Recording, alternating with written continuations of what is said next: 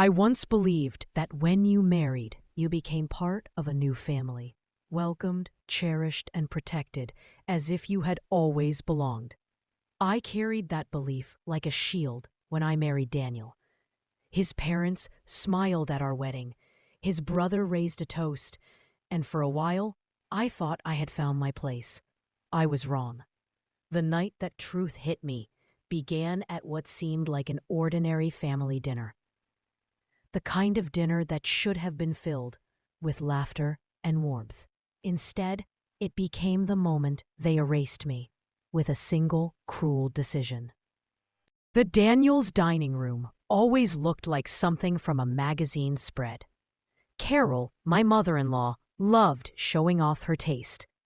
Heavy drapes framed tall windows. The chandelier cast a golden glow, and the table was set with her grandmother's china. She had roasted lamb, Richard poured wine, and Sean smirked across the table at me like he always did. Daniel, my husband, sat beside me, but even before the first course was served, I felt his distance. His hand didn't reach for mine the way it used to. His laugh seemed forced. Something was off, though I couldn't quite name it. Halfway through the meal, Carol set her fork down. The clink of silver on porcelain made the room fall silent. She folded her hands, looked directly at me, and smiled, cold and sharp. "Emily," she began, "we've been meaning to talk to you." My stomach tightened. Richard leaned forward. "You don't belong here anymore. This house, this family, it isn't your home." I froze. "I'm sorry, what?" Sean chuckled under his breath. "Don't act surprised. You were never really one of us." I turned to Daniel, waiting for him to defend me.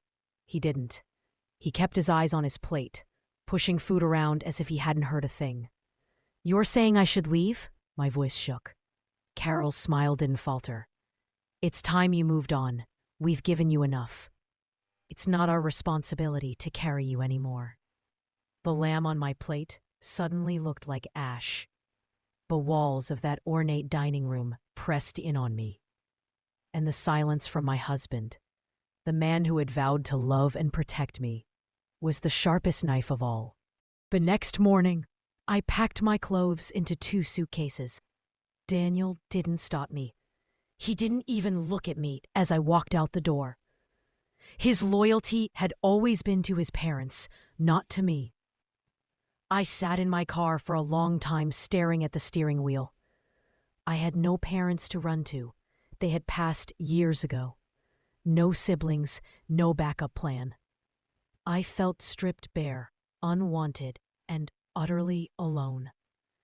But life has a way of revealing truths in unexpected ways. A week later, I was still sleeping on my best friend Tara's couch when a thick envelope arrived from a law firm. The sight of my name typed neatly across the front made my hands shake. Inside was a will. My late grandmother-in-law, Florence Daniels, had left a trust fund. To my shock, my name was written clearly. Florence had left me money meant to secure a home of my own. I pressed my hand over my mouth, tears burning my eyes. Florence had always been kind to me, softer than Carol, warmer than Richard. She had once told me, "You deserve roots of your own, Emily. Don't let anyone tell you otherwise." But as I read further, my relief twisted into horror. The trust had already been accessed. $150,000 was gone. And the signatures authorizing it? Carol, Richard, and Sean. They hadn't just kicked me out. They had stolen from me. I stormed over to Daniel with the papers in my hands. "Did you know about this?" I demanded. His face went pale. "Emily, it wasn't my decision." "Not your decision?" My voice broke. "Your grandmother wanted me to have this, and your family took it." He rubbed his temples. The business was failing. They needed the money for the event company. It was for the family. I stared at him in disbelief. And what about me, Daniel? Wasn't I family? His silence told me everything I needed to know. I could have let it destroy me, but Florence hadn't left me that gift so I could be silent. With Tara's help, I hired a lawyer. We filed a case against Carol, Richard, and Sean for theft and breach of trust. The court was brutal. Carol cried crocodile tears about protecting the business. Sean rolled his eyes every time I walked by. Richard insisted I was greedy, but the evidence didn't lie. Emails surfaced in which Sean bragged about me being too clueless to notice. Bank records traced every stolen dollar.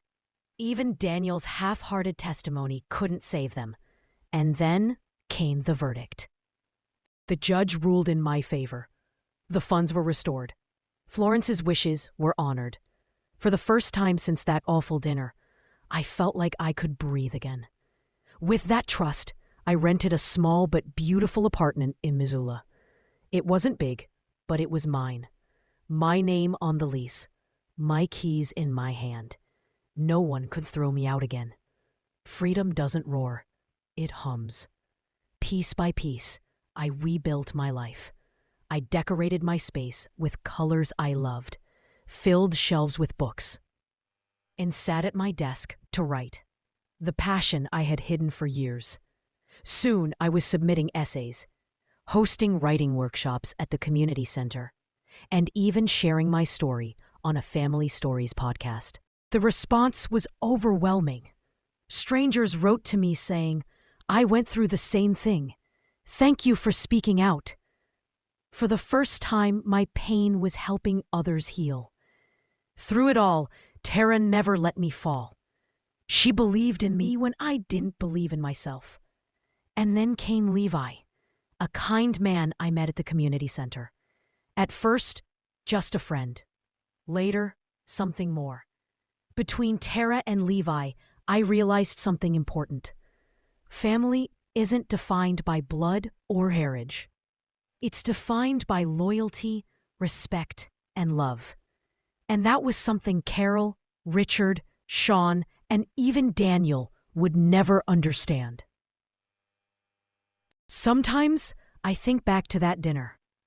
Carol's cold words, Richard's glare, Sean's smirk, Daniel's silence.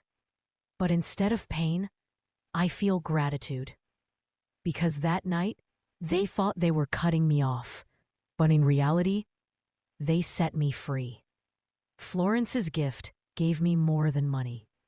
It gave me the chance to build a life on my own terms. Now, when I turn the key to my apartment or sit down to write stories that inspire others, I know the truth. I was never the outsider. They were. And freedom? Freedom is the sweetest revenge of all. If you found this story powerful, don't forget to hit that like button, subscribe for more stories like this, and share it with someone who needs to hear it. Your support helps keep these stories alive.